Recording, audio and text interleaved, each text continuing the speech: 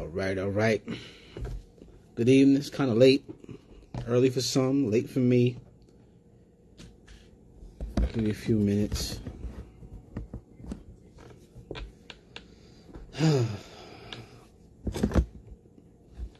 My name is Jason Norris.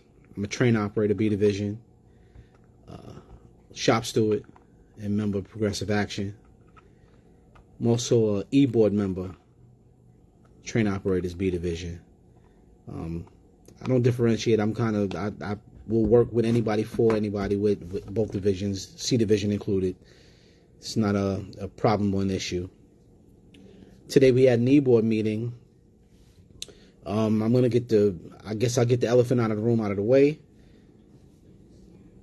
The Local 100 president is under investigation. The lives and information that Trammell gave you was correct. He is under investigation. I asked about that today. And he gave the microphone over to John Chiarello, who informed the whole e-board that there's an investigation going on. And when it is, I guess, finished or it's come to its conclusion, any findings or anything like that will be made available to us. I also asked if we are, or if he, or through this investigation, are we civilly exposed? Now, what that means is if there's a outcome that is negative and there's a civil litigation, being a 100 president, local 100 president, and if there's any monetary things that are paid out, that comes from your dues money. That's why I asked whether there was any civil liability. It's not necessarily coming out of his pocket. You're going to be paying for whatever damages or whatever restitution or anything like that. Hopefully, this is all not what it appears to be, or it's a misunderstanding. But if there's anything come out of this civilly, the union's paying, which is the money that we work for and contribute. So I advise you guys to keep a close eye and just make yourself aware. It's not you being nosy. It's your union. This is the affairs of your union. You pay your union dues, and these people, I'm accountable to you.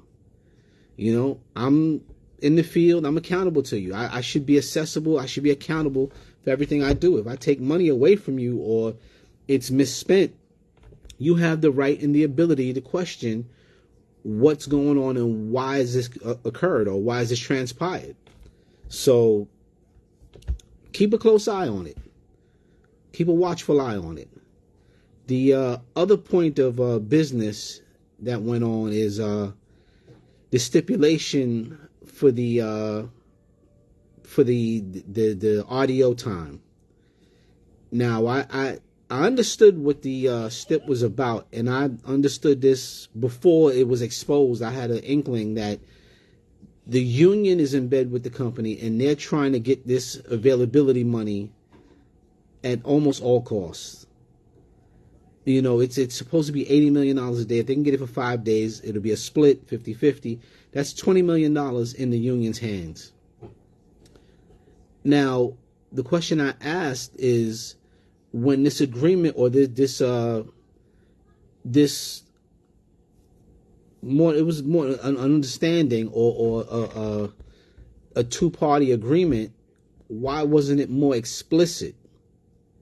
And I was told that it was in the contract already. My understanding is, if it was already in the contract, why would it need to be signed, or why would this agreement need to be furthered or moved along? And if so, why wasn't it more exact or clear as to what it was pertaining to? Because now all of a sudden it doesn't only affect us, it affects SSA, ATU, and our local 100 president is being blamed for everything being brought about. That's why I asked, why wasn't it more exact or more clear as to what he was signing and the understanding of such? I was told that the lawyers were there, and then the lawyer notes that the understanding was already drawn out, and that's what they're going to arbitration for. But my understanding is that the lawyers were there, why wasn't the language that was being signed exactly what was discussed? And that's my issue with it. That's those are the things that I have an issue with as to why are you signing something? If you're signing something and you have a verbal agreement, once you sign, that verbal agreement is null and void because you already signed your name to an agreement in paper that's going to be binding. So if this arbitration is going to be successful, hopefully the lawyer notes on both sides mirror each other and this can be done away with. But in the meantime, we have a mechanism, or we're going to have a mechanism in place that's going to tally up who's been harmed with this because they have to be made whole. So if from May 15th or so, or May 30th, to whenever this is resolved, which most likely might be November, December, even January, because we're going to run into the holidays. They got an arbitration hearing in October, and it's going to be heard. It doesn't mean it's going to be resolved in October. Hopefully it is. But if this is not resolved in October, this may drag on. Because another thing we found out today is that a lot of arbitrators want to stay on Zoom. And they don't want to personally come down from the 13th floor to hear cases or to be a part of cases. Labor Relations still wants to be on Zoom, and they want to be remote. And sometimes that takes out the human factor of things. You're off-site, and it becomes like a rubber stamp thing. You just next, you keep stamping, and it's just an assembly line. And, the effect of being in front of somebody is beneficial on all parties, that you get to see what's going on. But that's in play. I was also made aware, or that everybody who is out on comp, who's not on payroll currently, not on MTA payroll currently, you have to return in order for that $3,000 for the essential worker bonus, for you to have that bonus.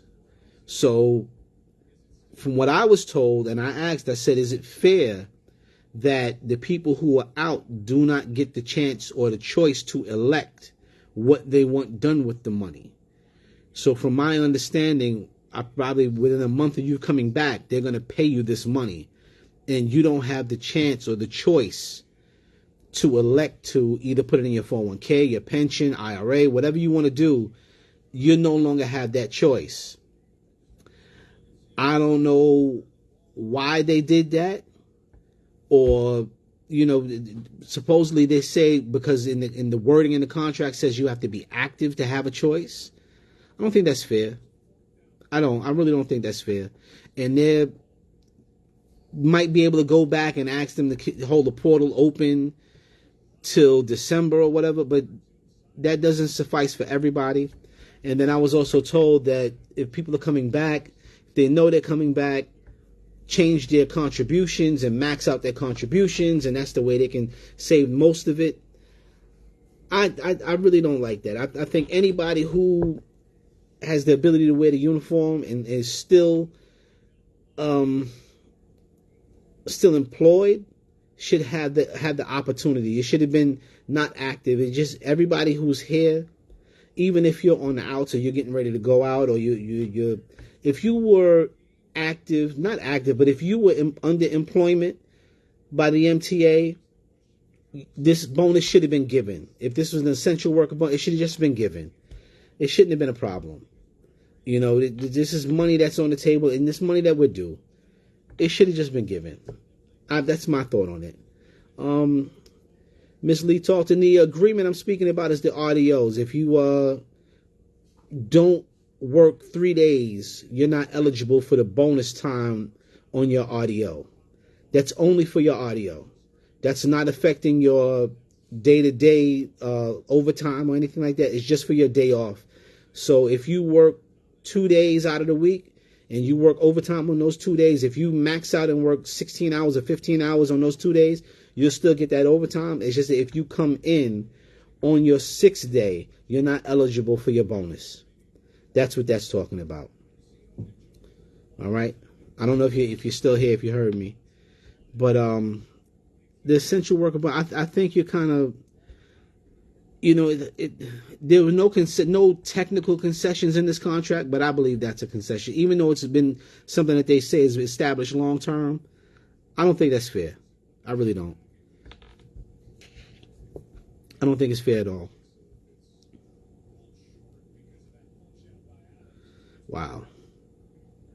If I were you, Mr. Torres, keep your documentation of that, because supposedly when this is resolved, they're going to have to pay the money back, because only sick days are contributable to that. So OTO, AVA, all of those things. Like, say, if you put 3 OTO days before your vacation or after your vacation, that's not supposed to happen. And also, OTO and AVA can also be used with FMLA. So if you had to take 3 FMLA days in a row, that would affect you having the bonus on your RDO.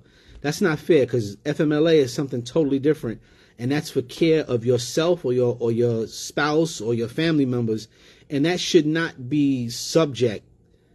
It should not put you in the crosshairs for losing money if you have to take care of somebody. Because in order to have that, you was out sick, but that's part of it though. Sick is part of it. Sick is part of it. But like I was saying, that when it comes to the OTO and AVA and all of those things, if you're using FMLA is for you to be able to take care of your loved ones. And you actually have to work to build those hours up. So it's kind of like you're working to be penalized if that's the case.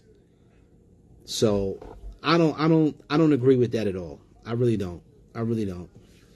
And for anybody or anybody out there, if you're on comp, I've been saying this for I think 2 election cycles now, that comp should be something unilateral through the union. Comp should be handled the same way through the union, and we should really have people on staff that all they do is work on comp for every department, because the MTA has their own department, and that's all they do. They controvert cases, and I've heard, and I've seen too many horror stories when it comes to comp, and there needs to be something done, because unilaterally we have people who are getting done. I mean, horrible. I mean, it's horrible what's happening to them, and I'm dismayed that we're such a big union, a big organization, and we can't find a way to level the field with that. Because I've got horror stories of people who are still out needing surgeries, and they still haven't been approved. They're still waiting. They're still in pain. And it's insufferable that, you watch these people and you can see the pain as they're moving about, and the whole thing to me is like they're trying to make it seem like we're all, abusers of comp. And that's not the case. That's not the case at all. We work in inherently dangerous environments, and we work a dangerous job. We work a job that is physically taxing, and you have the ability to be hurt at every instance. I think comp needs to be handled far better than what how it's being handled, and I really don't like it. I really don't like it.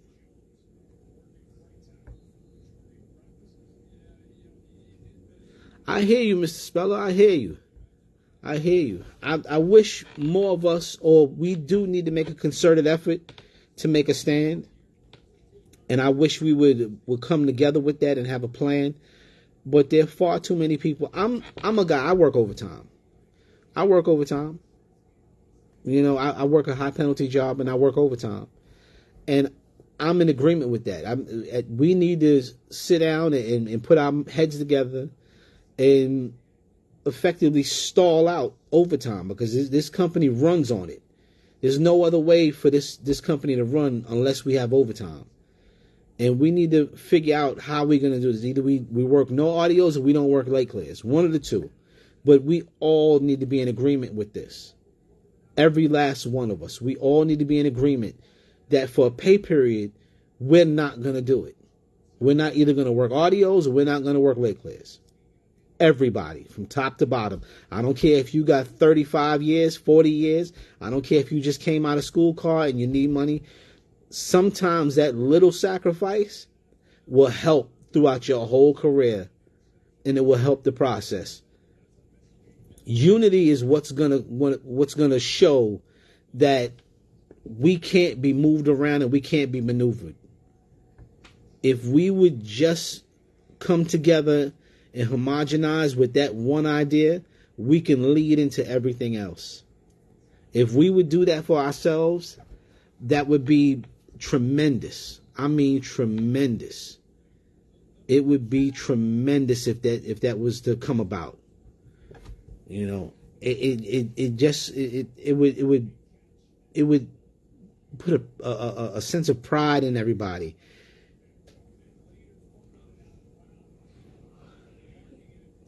Yes, it's very unpredictable. Very unpredictable. But if we would come together, we could, put the ball back in our court, and we'd be able to kind of push back against what's being pushed on us.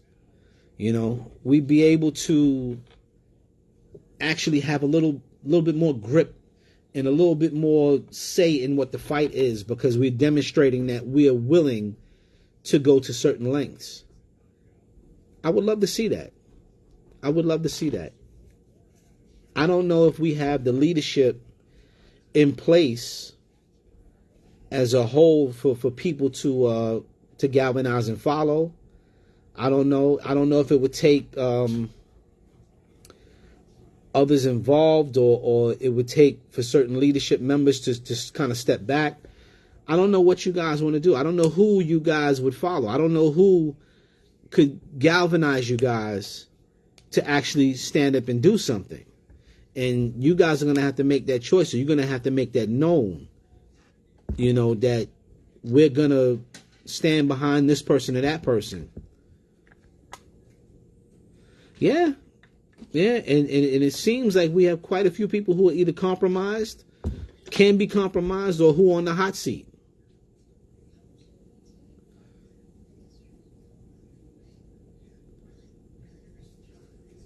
Absolutely, they care more about the trains being vandalized. I work out of Stillwell. I see it all the time. I see the train. When I dump the queue and I look across the platform, I see the end train jacked up. I see picture windows broken. I see plug glass kicked out. When I'm on the queue going up and down the road between Stillwell and maybe Avenue H to Newkirk, it's glass all over the place. I see it, and I don't understand why for almost a year you've had this, and I don't see why police presence is not there. You have cameras at all these stations. You can find out who these children are, or who these assailants are, or who these vandals are, who can do this, who's doing this stuff. That's not a problem.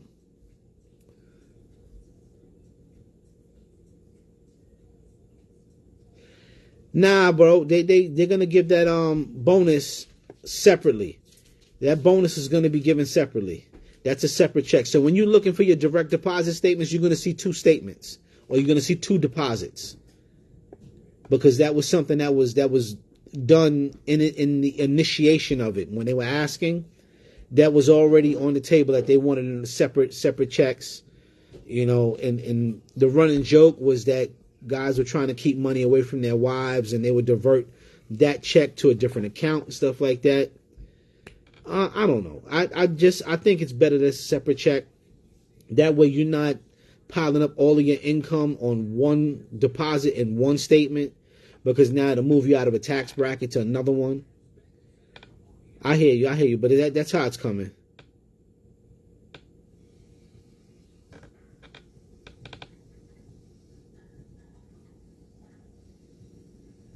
You're right. Because I know the M trains get hit when they go past Essex, when they're in those hidden tracks. The M trains get hit up with graffiti and all that all the time. At 96th Street, the trains get hit up with graffiti. I don't know how 2 or 3 years ago, these guys painted a whole 10-car train with house paint. I don't know how you move buckets of house paint into the relay at 96th Street with rollers and all of this stuff, and you paint the train like it's nothing. I don't know how it's possible in this day and age. Well, Mr. Garcia, that's the problem, is that they're not treating it as a criminal act. What's going on, Miss Holman? How you doing? It's beyond me, because it's not only vandalism. It starts a chain reaction, or it starts a precedent that if you don't have any action for the vandalism escalates. And now they become emboldened, and now they might assault passengers, assault crew members. That it's an escalation, because the kids or whoever's doing it, it's a high. And once that high wears off, they have to do something else to recoup that high, to get that high back. And that's what the police officers and the law enforcement needs to curtail, is that they need that to go away, because that's only going to cause an escalation. Because now, instead of kicking out windows, my thought is some of these kids have keys and they have access to tools. If you're on a 46 or a 68 and somebody puts a brake handle on the other side, they're going to cause the train to dump. You don't know where you're at when this happens. And that's a problem, because if you're coming off a bridge and the train stalls out, it's very difficult to check a whole train on the bridge just to find out that somebody's throwing the master cylinder in the back and cause you to double charge. That's a problem. That's a problem, because now that person can take those tools out, take the key, close the door, and sometimes passengers are afraid to say anything. And that's a problem. Yeah, it is train buff kids. It is. It's a lot of them.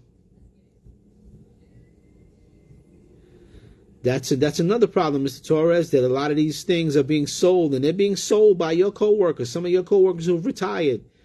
I've seen it for myself. You go on eBay, they got brake handles that are dipped in yellow paint, but it still says NYCT on the polymer handle. The polycarbonate handle still says NYCT. I don't understand. I see R9 keys. I see vapor keys. See all of these things. The raises take effect next paycheck. So the paycheck of the 28th, you'll see the raise and the essential worker bonus. I also raised the question as to why it's taken so long for the retro to be accounted for. I said our financial business should have been closed within 60 days. I was given the excuse that they don't have enough people on staff to do all the calculations, because they got to go back and calculate the base pay and the overtime. And to me, that's just a computer program. I don't understand why. And I don't understand why they're giving the company so much latitude. I don't understand why that is. There is a glass shortage, and partly the reason why the glass shortage exists is the 46 equipment is on the way out the door. As the 211's coming in mass, which if you go to Pick and Yard, or if you talk to C line or A line people, you'll hear that a lot of trains are being laid up outside the yard for the C, and that there are a lot of 211s in the yard taking up space because they're getting ready to be brought into service. So that's probably why there's a glass shortage, because after those trains are gone, you only have the 68s and the 68As, right? And some things are transferable, and some things aren't. And in a way, they're gonna wait, because I think most of those cars, when they scrap them, all the glass comes out, all the copper, all the precious metal or semi-precious metals come out. They have to be acid bathed before they go into the water. And I think that's how they reclaim the glass. So it's unfortunate, but it's a problem that should have been handled or taken care of, because this is not a perfect world. You got a schedule of when new trains are coming in, old trains are going out, but you have to deal with the world as it is. And this wasn't what they were doing. They were not dealing with the world as it is. They were dealing with the world as if it was perfect. And that's not the case. The world is not perfect. It's not a vacuum or anything like that. And this has been happening on and off for the better part of almost 3 to 4 years that these kids have been kicking out glass, and it's escalating to the breaking of the windows and stuff like that. So that's something that they have to deal with. Yes, Mr. Green, I asked today, I raised the question of the Tier 6 fund. And apparently the Tier 6 fund, the portal that they created to show calculations, would not suffice, because you wouldn't be able to accurately see how much money was in the overpayment using their portal as they constructed it. And my question was, how did they calculate it, and what is base pay? So now what I found out today is, when you see the term base pay is a generic term that is applicable to people who only work 40 hours a week. If your week is 40 hours a week and everything other than that is now overtime that has to be claimed, 40 hours is your base pay.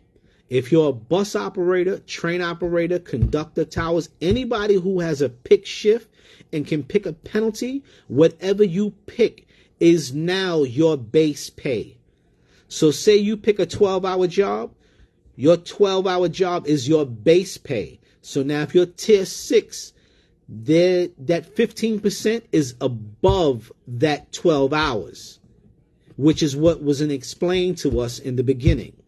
They made it seem as if your top pay was your base pay, and that is not true. Your base pay is what you work. Your trick, your run is what your base pay is. So if your base pay is 50 hours a week, 55 hours a week, that is your base pay. Whatever your run pays, whatever you're getting paid, whatever you pick is your base. So it'll be 15% above that. So that was now put out to us. They also want to create a Tier 6, a Tier 6,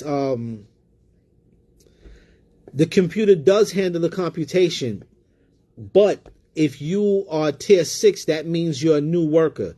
I believe in 2013, either my induction group, either June or May was the first time that they switched over to Tier 6. So Tier 6 is just 10 years old. So most people who are involved in Tier 6 who have this issue have 10 years or under. So when we came in, nobody explained to us that the base pay was not our top pay. Because that top pay for a train operator, I think it's $84,000 or something like that. That is not true. Your base pay is whatever you pick. So if you picked in the past and you picked penalty jobs, it'd be 15,000 or 15% or 15,000 above that is what your base pay changes by what you pick. And I've always had it in the back of my mind. I didn't understand that the difference between top payment, and now it took this long for me to get to it. And I was not lackadaisical, but I was under the impression and always told that it was your top pay. And come to find out, it's not. It's whatever you can pick. So going back to that portal wouldn't differentiate, because if you're in RTO or if you're in buses, a lot of times you get 2 picks a year. So if your pick has changed, a penalty job is anything over 8 hours. Anything over 8 hours is a penalty job. But going back to what I was saying, that if we have 2 picks, one pick you pick for 9 hours and 40 minutes, the other one you pick for 10 hours, the overage from both is different. And that's what the portal didn't describe. It would do a yearly thing, but now you don't know exactly what's going on in that year because you had 2 picks. Unless you had the ability to pick the same job for the whole year, that portal wouldn't be applicable, and you wouldn't understand how to differentiate or what was different about it in that year.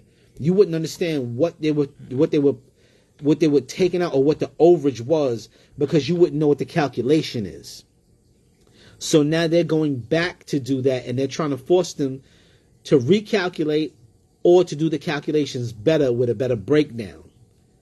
I don't know if that's going to happen or not, or how it's going to happen, because supposedly the union has a board seat on NICERS, and they're going to now execute and put somebody in there. That's going to be John Chiarello, and they want to have a Tier 6 coalition to actually sit down, because they want to go back now and fight Tier 6. Now, my idea for Tier 6 to fight back is to get rid of the cap. Right? Get rid of the cap.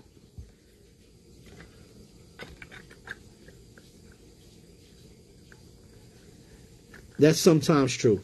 That's sometimes true that they want to confuse things. But the math is not that hard. It's just that the math is put in different minutes from what we put down. That's all. But the Tier 6 coalition thing is they want to push back and get it changed. My idea is to get rid of the cap first. And basically get rid of the cap only. Because the more you make, the more you build your own pension. So if you're paying 6% in and you make $150,000, at the end of it, you walk away with a $75,000 pension and whatever overages you have. You know, and also the reason we got to Tier 6 is because the government and the consensus amongst the voting public was that we were, in effect, stealing a pension. You know, that's the problem, is that the public thinks we're stealing a pension. They think we're not actually working for our pension, you know, and that's a problem. And that's why I said leave the contribution scale as it is and attack that last. The cap is what is prohibitive to us, right? So if the cap is prohibitive to us and it lowers our ability to build our own pension, because say you make a 10-hour job, and a 10-hour job gets you to $110,000. What happens if you work overtime over that? That overtime is not going to be attributed to your pension, because if you make $110,000 base, say you move up to 40, instead of $70,000, they're going to bring that level back down because you're capped. You don't want that. I don't know if you want the company matching funds, but in terms of this Tier 6 thing, you want more control over how you can build your pension. And your work is going to speak for itself. And you would have more control over your pension and how you build it based on the jobs you have and the overtime and how you want to work.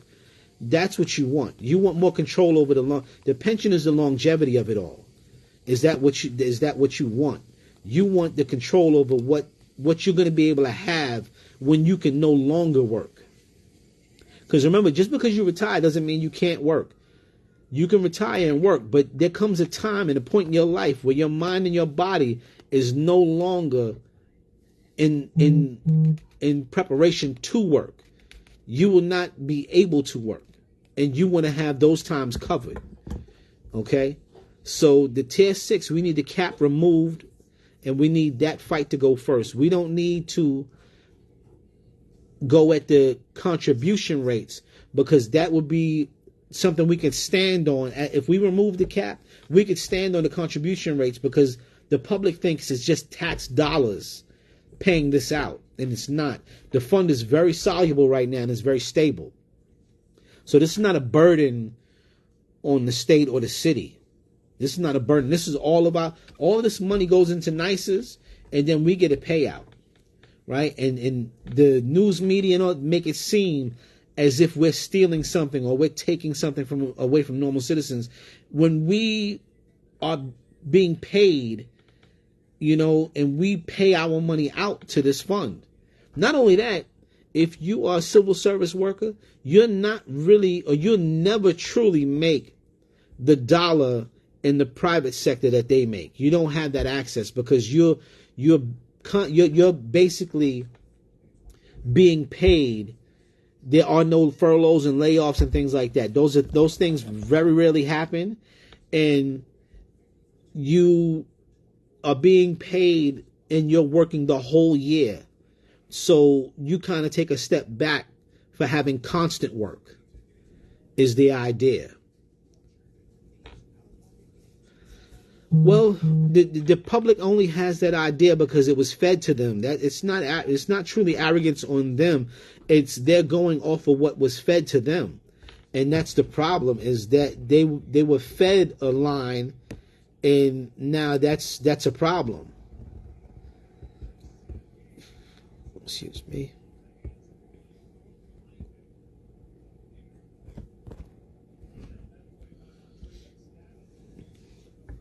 Yeah. All right. Can they merge all pensions? No. 'Cause we're part of NICES, and I believe state workers have another system. But I don't think we should leave from NICES. I think NICES is a very huge fund. I doubt it. I doubt it. See, we actually run on overtime, buses, trains, everything. You can't account for emergencies where trains lay down or they go out of service or there's something happening. Those things are what cause overtime all the time. You know, vandalism, all of those things. We're separate from other agencies. We don't go in on 9 to 5 basis. We're 24/7, 365. So they can try to cut overtime, but it's hard to do it because the personnel that actually is doing the work is what the overtime cannot be pre-programmed or thought of in advance. It's not going to happen. That's, overtime like that is a day-to-day thing. And they will not lose an interval because remember, intervals in train service and how the intervals work is dictated by how they ask for federal funds and grant money. So all of those things, intervals, all of those things are reported back to the federal government, and they don't want to lose any. They want to actually increase service so they can ask for more money. So let's be cognitive of that they want to actually have more money available to them. And absolutely, intervals equate for more funding, and that's it. Same thing with bus lines. When they can have more buses running and more service, they can ask for more money.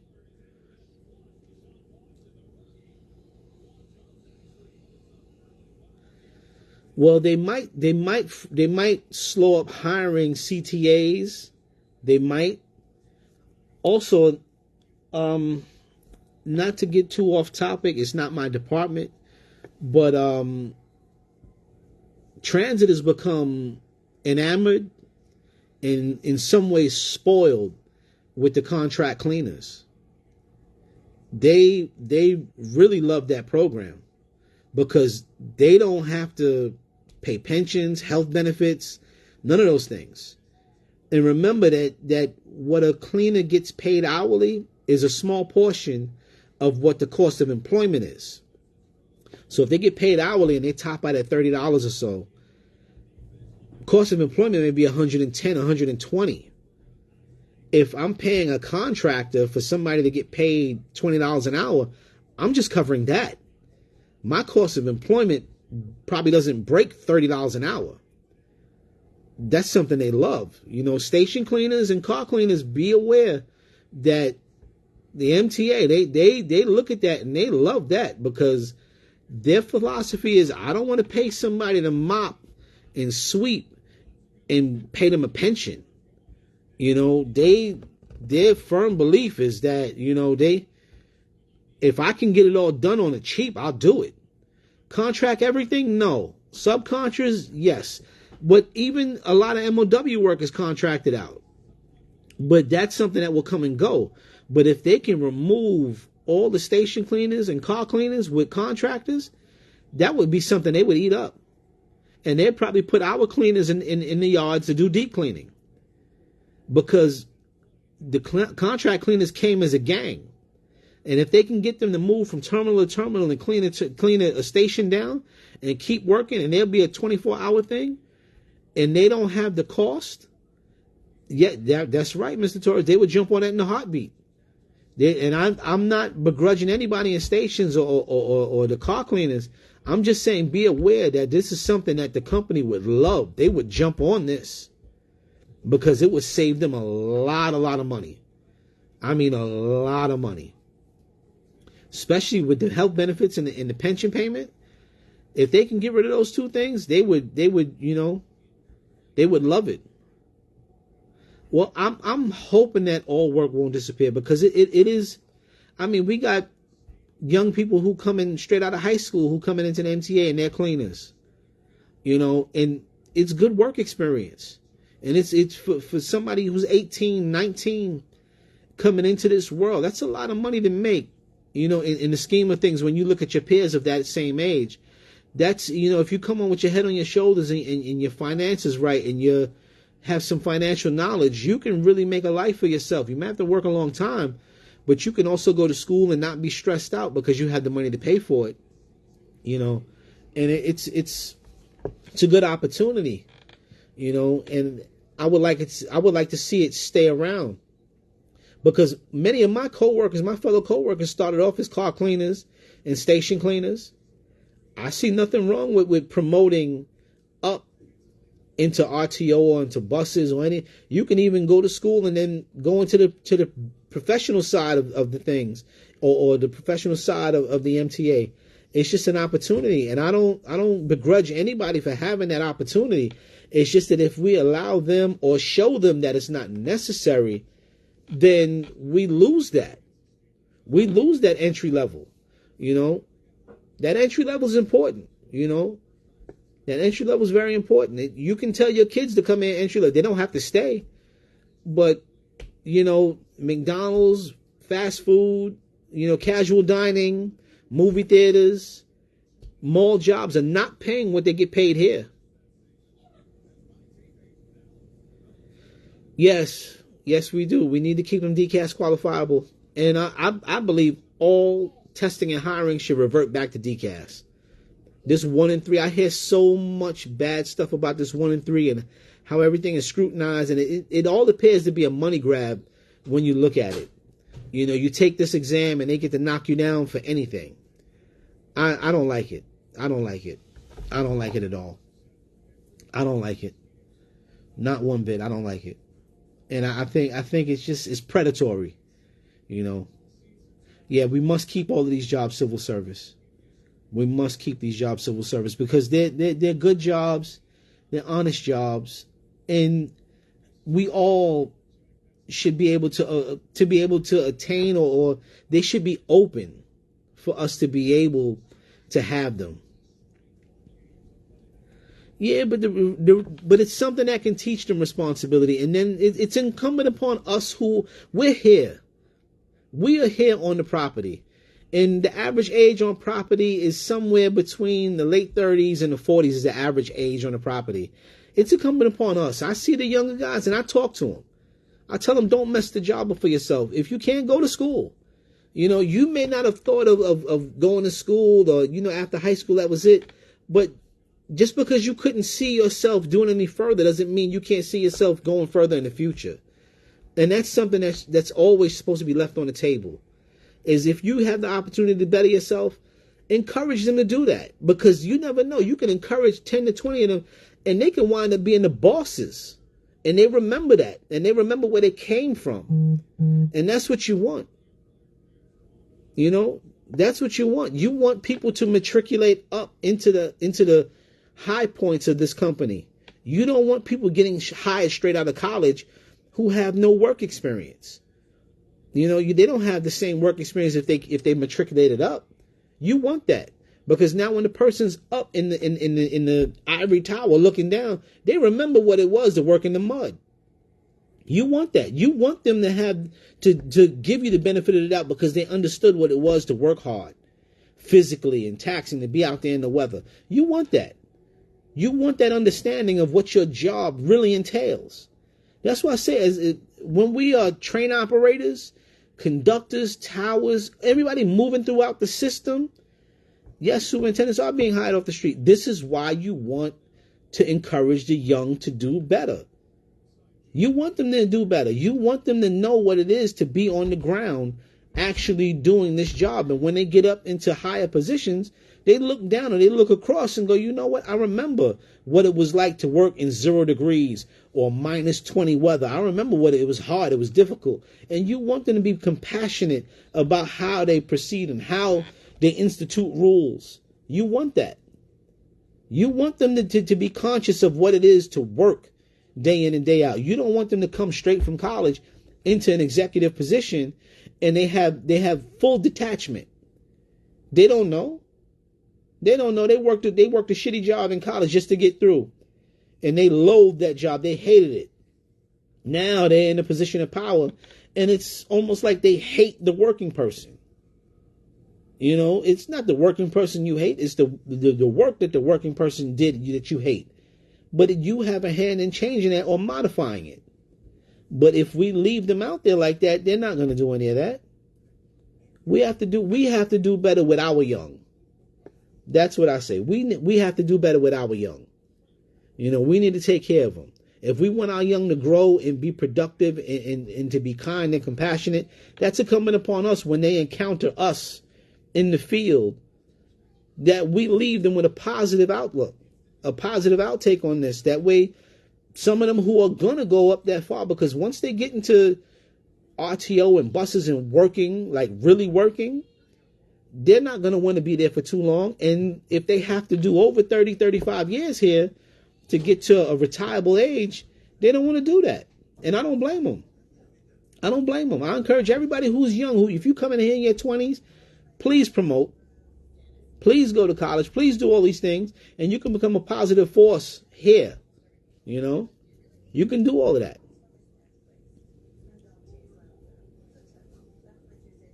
You really can't be taught to be union strong. I hear a lot of people say you can be taught. Is either you are or you aren't. Because we got a lot of people in this union who are not union strong and they only live and do for themselves. All right. So being union means sacrifice. All right. Being union means that sometimes the boat goes in a direction that it doesn't favor you immediately. All right. And it will, that course will change and it will come back around to you, but you got to be patient. You know, sometimes things don't look like they're going to benefit you.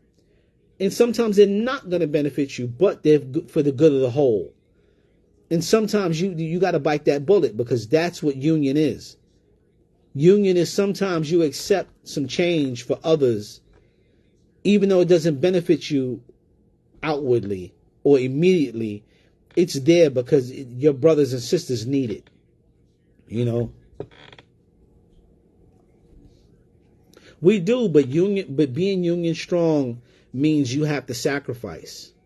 And that's what needs to be taught first, is that sometimes you're doing it not for you alone. You're doing it for us. You know, the private work sector is for you. It's for you alone. It's for you alone, you know, and that's the thing. Private sector, you're out there on yourself. You're out there for yourself, and you're thriving for yourself. And in a team setting, you're still trying to make yourself benefit. But in the union, that's not what it is.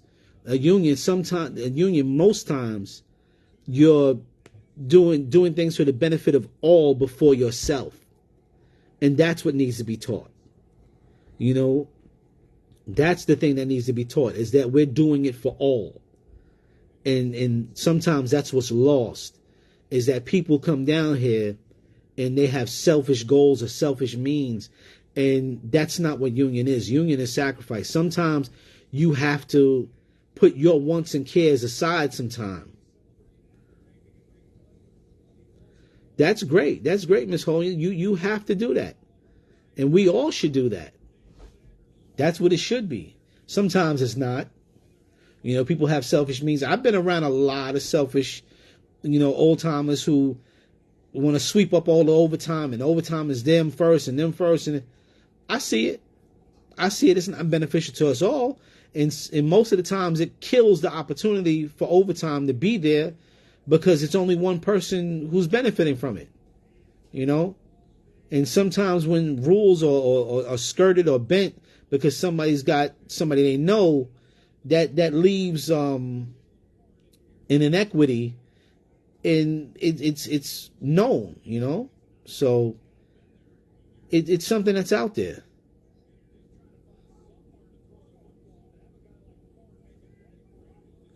You're right about that. You're right.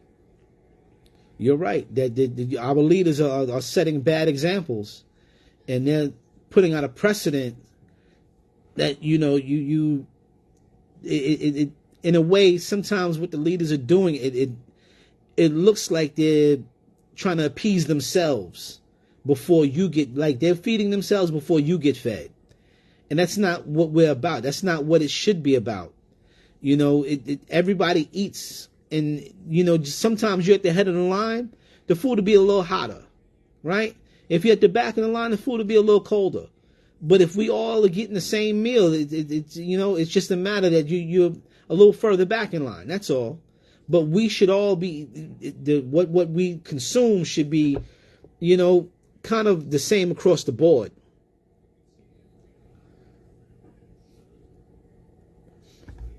Let me see this.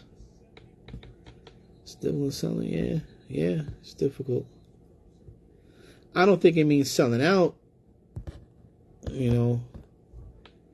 and I think we need to do better amongst ourselves. I have 10 years here. When I came in, I posted and did a lot of time under a lot of veterans. And my character, who I am, I never ran afoul. I never had an issue with any of them like that.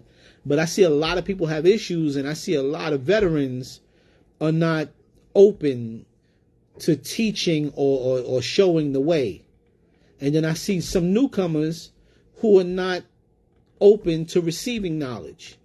I think the language is the barrier. Some of the old timers come from an era where work and the way they discussed or the way they verbalized or communicated was a lot rougher than what a lot of the new people are coming up with. A lot of the new people, want you to speak to them a certain way, and the old timers have no inkling. They don't know. They don't know. They don't know, like, what the new term soft parenting is. They don't understand that. And the new crop of people are coming on don't understand the communication of it all. And that's where the barrier is that the communication is off. And it's hard. You got old timers who shut down, and you got newcomers who are belligerent. And it makes it contentious because the communication is off. They don't know how to find the same wavelength. And that's something that's, it's beyond me, and it's hurting us.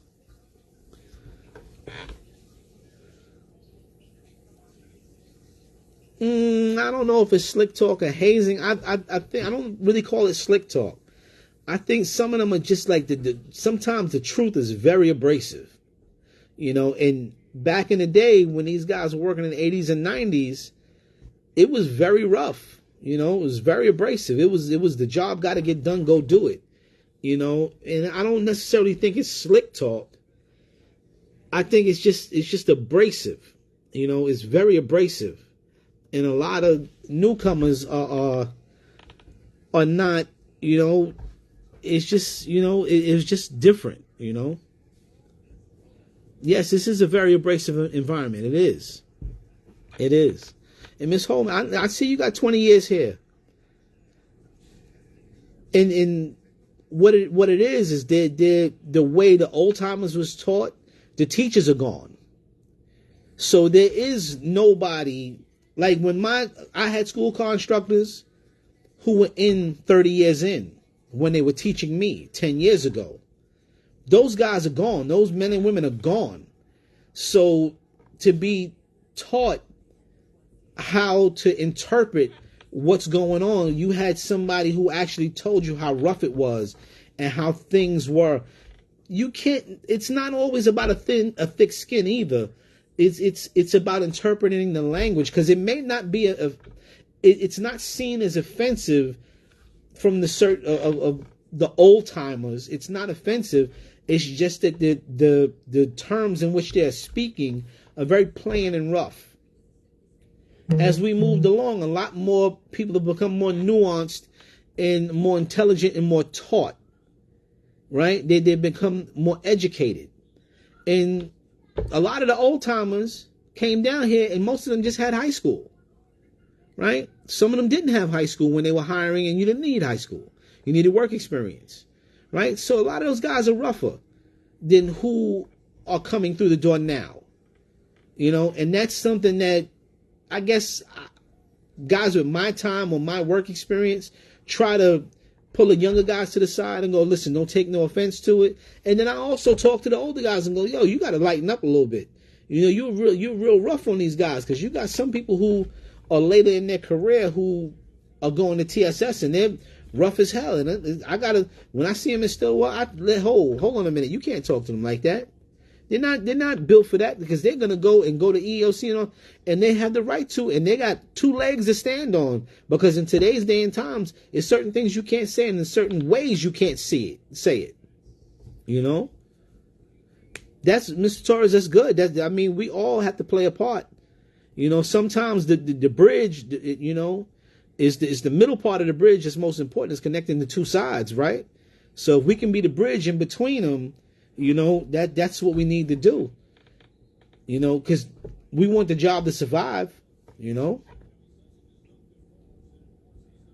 Yeah, we can learn from new guys and we can learn from older guys too, but I think the communication between the two, it's like two computer programs that don't match.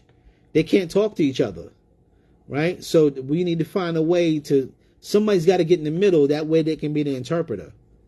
And it'd be to our best interest if we all try to find a way. I got a lot of old timers. I ain't got to deal with it. I'm getting ready to get out of here. They don't have the patience. And I understand they don't have the patience, but sometimes I'll sit and I'll talk with them, and I'll intervene, and I'll try to mediate a situation, because a lot of the times it's just the communication that failed. That's all it is. The communication failed. It broke down. Both parties didn't see that they were getting through to one another, and they walked away. Yeah. That's all it is.